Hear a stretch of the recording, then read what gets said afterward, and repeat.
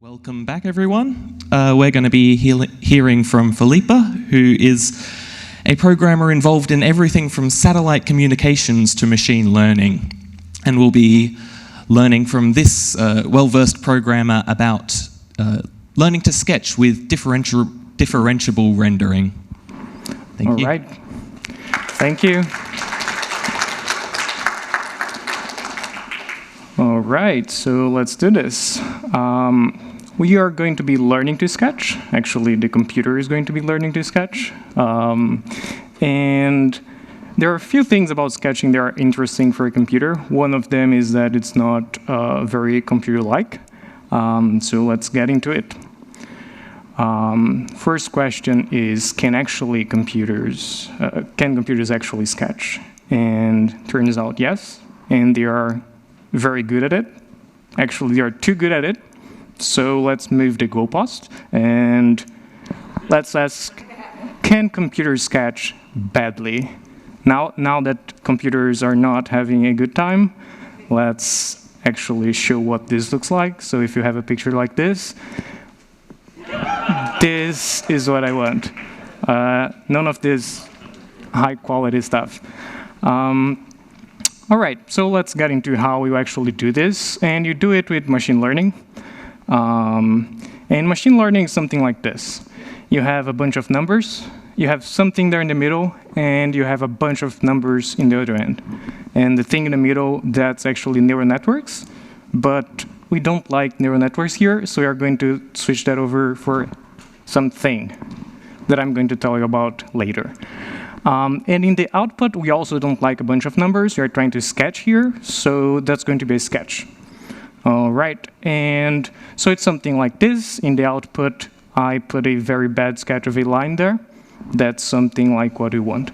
And the thing in the middle, that's just a function that maps a bunch of numbers to sketches. Now, how does machine learning actually work? It works by, say that you have the numbers, you use those as knobs, and then you turn them a little, and the thing in the output is going to change. All right. So that's basically how machine learning works. I'm leaving out a very major part, but we're going to talk about that later. Another thing that we need is rendering. So I said you have something that generated sketches, and that thing is a function. But what is that actually? So sketches are usually made of a bunch of lines, and if you want to render a line, you basically select 2 points, and you say, I want to draw a line from one point to the other. And then you check every single of those squares in the screen, and if they intersect with the line, you fill them up. All right, so that's how you draw lines with a computer. Very nice. But what is this business about being differentiable? That's where the interesting things start to come in. I said that I left out a very major part about machine learning, and this is that part. Now the thing is, when you generate those sketches here, for example, blah, blah, blah, function sketches, you actually want the computer to learn how to make a good sketch, or in our case, a bad sketch. So you need to subtract whatever you are generating from whatever you actually want to generate. And when we say like subtract, you may notice I put a question mark between parentheses there, because it's not very clear what you mean like subtract sketches? What is that actually? So basically you are going to represent every sketch as a big bunch of numbers, and then you're going to subtract each one of those numbers from one sketch to the other. So that's what we mean. So for example, let's say that you have this blue line, and the blue line is what you want to draw, but your little rendering engine is actually creating the line in red. So you need to figure out what you need to change to make that little line in red go to the position of the line in blue. And how you do that is basically you need to figure out a way of understanding how far away they are. The issue here is that, like, if you just subtract those two lines, there is no overlap, right? So there is no way of knowing how incorrect am I in here, because basically I'm 100% incorrect. The line is not overlapping. So what do we do there? We need a way of tracing back the influences of each pixel. We need a way of saying, okay, I created this line in red, but I want to create the line in blue, but how far away am I from the blue line? And it's basically just like Minesweeper. And the idea here is that if you are incorrect, we should know by how much. And that's kind of the information that you get in Minesweeper. And the way that we do it here is basically, if you want to approach some line, instead of just saying, this is the line that I want, you also say, this is 1 pixel away from the line, this is 2 pixels away from the line, etc., etc., etc. And to be a bit more visual, let's say that this little blob is a pixel that you generated, and the big gap in the middle, that's the line that you want to generate. Now, if you generate things like this, the little pixel has no idea where to go, because as it sees the world, it's just a flat surface. So what you do is you basically create pixel rides. So you want to put pixels in places where they can actually find lines and find where they want to go by creating this smooth slide-like surface. All right, so that's what differentiable means. You are actually, instead of creating things like these, you are creating things like these, because pixels like them. All right, so you have the wanted versus actual. Now you know which direction you need to move, and you can map all of that back to the input space. All right, so let's get more into rendering again. You have this thing called Bezier curves. And they are essentially, we don't like straight things here, so we are going to bend them. All right, so instead of having straight lines, now we are going to have curves. Very nice. And you can see there is a middle point there, instead of just having these start and end points. And that's called a control point. So now, if you want to represent that curve, you have 6 numbers. 2 of them are the start point, 2 of them are the end point, and 2 of them are the little gray point in there. All right, so that's Bezier curves. There's a bit of math there, but it's basically just a set of equations that we can use. We don't care too much about what exactly they're saying. And we can jump into code now. All right. We are going to use PyTorch. We are also going to use PyTorch Lightning, and we are going to use Jupyter Lab. All right, so to start with, we want to draw those lines. And basically, we are going to translate that set of equations that we had into Python code. And in machine learning, we like to do things in big batches, because you want to do everything in the GPU, which is much faster than the CPU, because it has a bunch of small computers, all bunched together. So to do computation in the GPU, you essentially do the same computation in all of those little computers. And if you see those 2 first lines there where it says curves and then colon, colon, that's basically adding dimensions, so we can do a bunch of those at the same time. And then we have more code to actually generate those lines. In here, we are basically generating a grid, so we can generate those curves. And the way that you generate a grid is just you generate a line, and then from that line, you use something called a Cartesian product, which basically turns lines into squares, sort of. And then you use a lot more math to actually compute those lines and the distances to those lines. So all of this is basically about doing this thing here, where instead of just having like the red pixels there, you actually have the dim red and the even dimmer red in there. All right, so we generate that, and the lines that actually do that distance calculation are those around the there.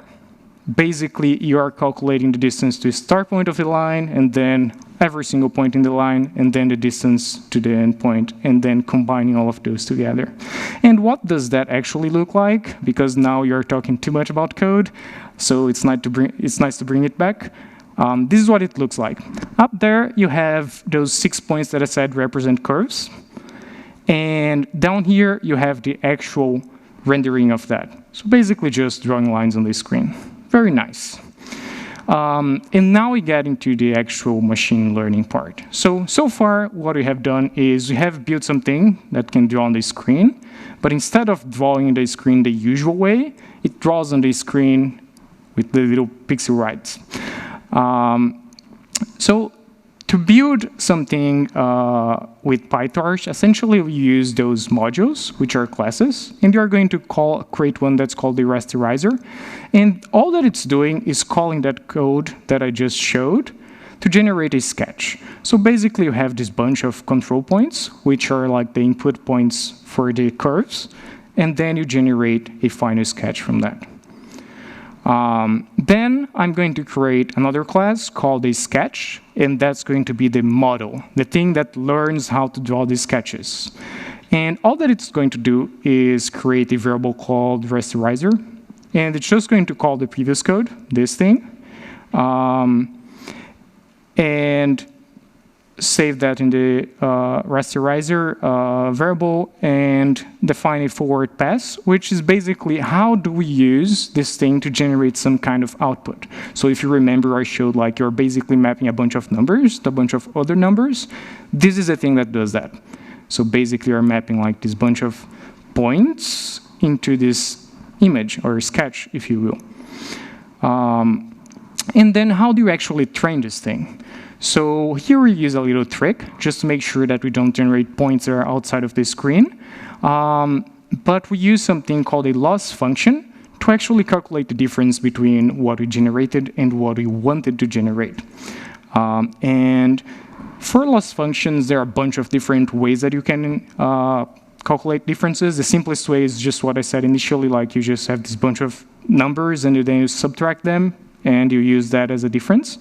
But nowadays, there are ways that are more interesting and they're more natural of generating those differences. And they are basically things like using neural networks to actually calculate something that looks like is the same or looks like it's different, as opposed to just numbers without any meaning. And what that makes is it creates difference functions that are actually kind of like what people see. So if you have two images that you look at them and they are very similar, that function is going to say, okay, the difference is 0. And if they're very different, that function is just going to say, okay, the difference is very high or 1, for example. And I also snaked something in here, Sobel differences, because those are interesting for sketches. The Sobel operator is something that you use to basically calculate outlines from images, which is something that makes a lot of sense when you're drawing sketches, because sketches have a lot of outlines. And then you could combine all of those, for example, but the idea here is that you have a bunch of ways that you can generate those loss functions, and it's very important to get this right, because that's going to be what teaches the machine or the computer how they are going to draw those sketches. All right, and once we have all of that in, we can just train the model. And training in here is not going to be something where like you get thousands and thousands or millions of images and you train the model with that, but it's going to be something where you get a single image and then you try to make the model output something that looks like that image.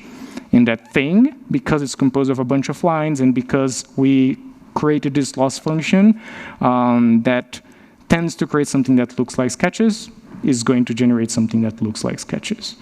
So, for example, if we have this picture, once we run that, we are going to generate something like this, which is properly bad and exactly what I wanted in this case.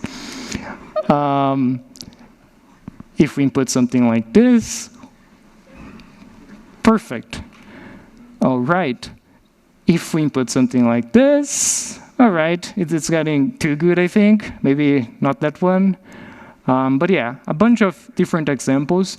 And the interesting here is that you're not just capturing like, okay, does this thing that's being generated look exactly like the picture? It doesn't. But it captures a lot of the essence of the picture, which is what I want in the first place. You actually want, the reason that I did not want like the good sketches is because I think it's way more interesting to capture the essence of a picture, and that's essentially what a sketch is, as opposed to just capturing what the picture is. And that's the reason that it's not super straightforward to do all of that. You need this differentiable rendering business to actually be able to capture that.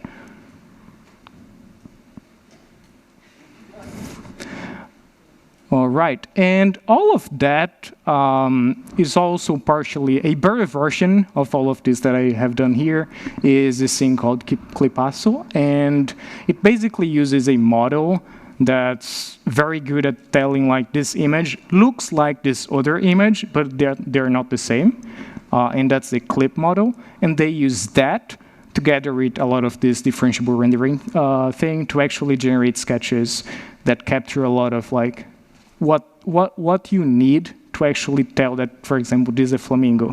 And then they have like, I don't know, 5 lines in there, and then you know that's a flamingo. So that's, I also have got their GitHub there. You can take a look at how they did that. All right, and that's it. Questions?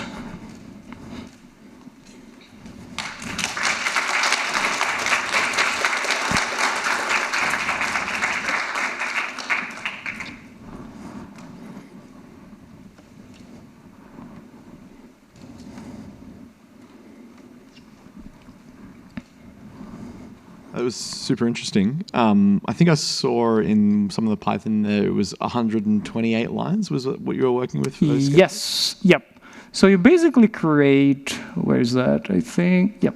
Yeah, you basically create a big vector that's composed of other vectors that each one of those has like 6 numbers to represent one of those curves. And then like you say a number of those to actually generate these sketches. So in this case, yep, 128. Did you do many experimentations with drastically dropping or increasing the amount of lines and seeing how it performs? Yep. In this specific case, because the loss functions that I use are very simple, it tends to do better with more lines. So it creates something that resembles more the initial image with more lines. But if you use a better loss function, which is the case in here, then you can go down like to 5 lines and still generate something that looks like the initial image. And that's exactly what they're demonstrating here, like the same algorithm, different number of lines.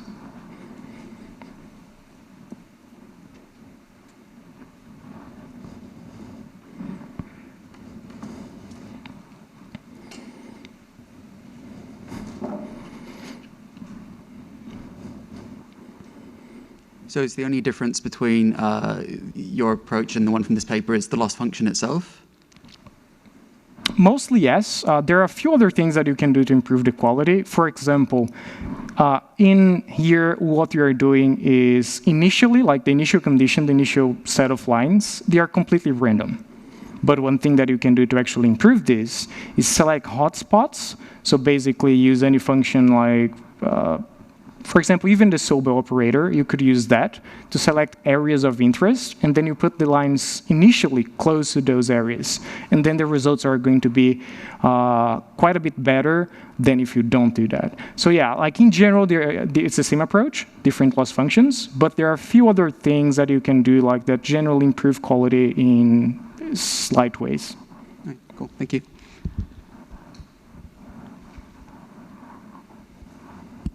How expensive or how slow is it to run the neural network trainer rather than something like Sobel? Yeah, so it's quite a bit more expensive. You usually are using a pre-trained neural network in those cases. So it's not going to be as expensive as like training the network because like you are just using it as a loss function, not really training it. So it's not really much more expensive. But because the model is so simple, it's basically just like generating curves. When you add any neural network, the performance drops a lot. So for example, I did like 10 epochs for all of those, and they took, on the CPU, on the Mac, it takes a few minutes, I would say 2 minutes. But like if you put a function that uses a neural network, it goes like to maybe 4, so it doubles the time.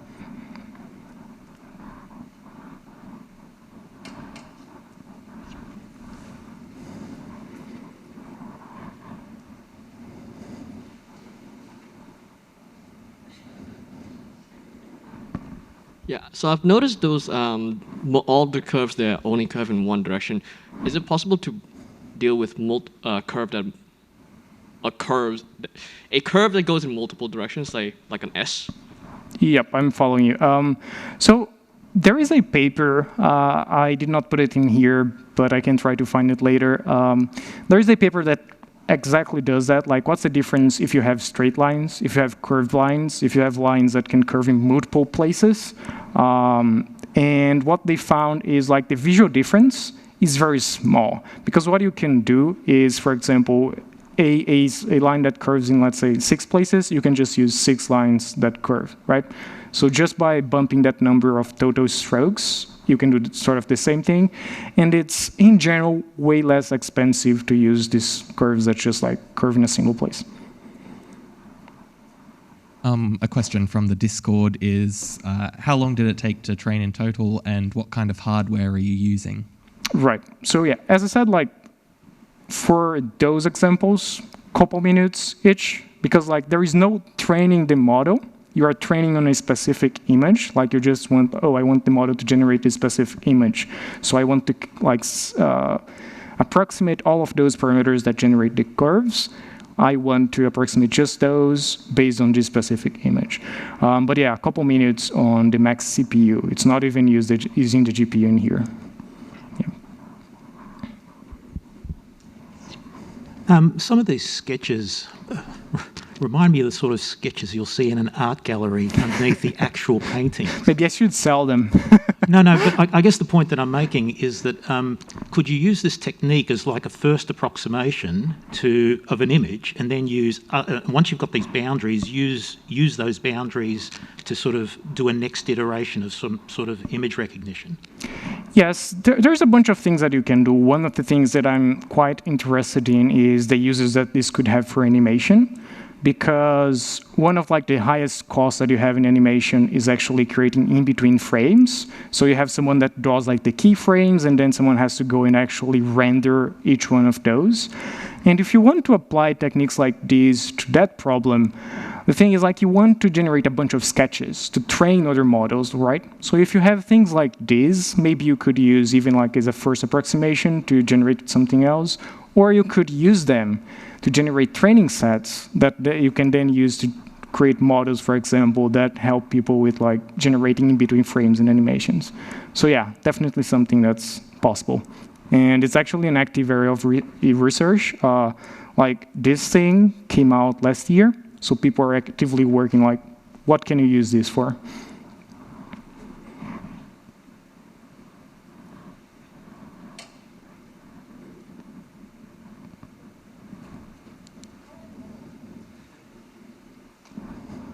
When you sketch, you use different pressures with your pen. Is that also a possibility that you can like different thicknesses? It is, yeah.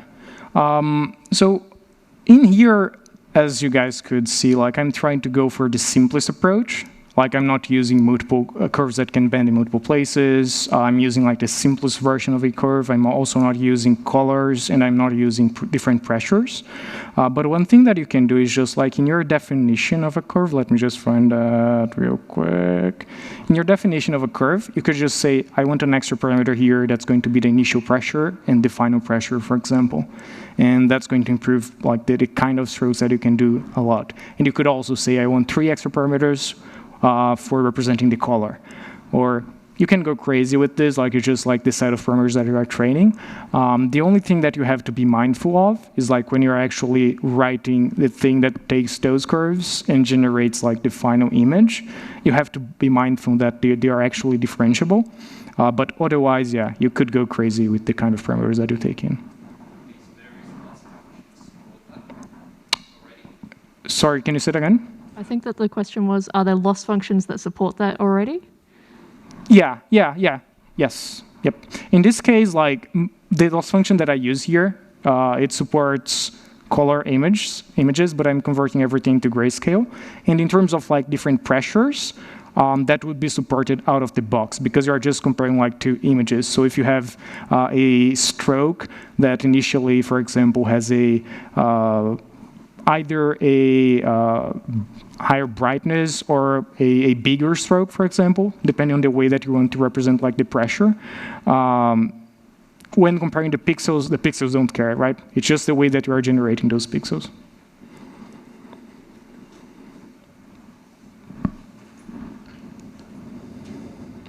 Hi, thanks a lot for the talk. My question is, during training, did you ever encounter situations where the gradient descent algorithm did not converge and you just end up with a bunch of random squiggly lines that stay there? Not really, because like the model is so simple and the gradients in this case are very simple as well. But they only converge up to a point, right? So you cannot improve the quality much further than what you're seeing here, like with those models specifically, because like this is the maximum convergence that you're actually going to get. But yeah, I did not have any issues with actually getting them to converge. All right. I've got a question over here, which is, do you have any more cute sketches of the little pixel going down the right? I need to do more of those. They're great. Yeah. Yay! I'm so happy. And one actual question as well. Is there any way of converting that into 3D, or would that be an entirely different ballpark? That's an interesting question. The concept of differentiable rendering exists in 3D. So instead of extracting like a sketch or extracting like the set of parameters for curves, you're actually extracting, for example, the meshes that you could use to render that image. And there's a lot of research on that. But yeah, I don't know much about that. But yeah, it's possible.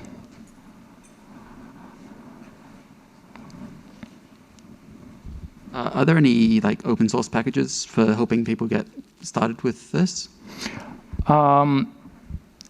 For rendering, I believe there is. In that same paper, there are references that I did not really put in here, but I do believe they have an open source version of like their rendering approach. And also for the loss functions, there are packages. One of them I'm using here is this package. And it basically provides perceptual loss functions that you could use out of the box.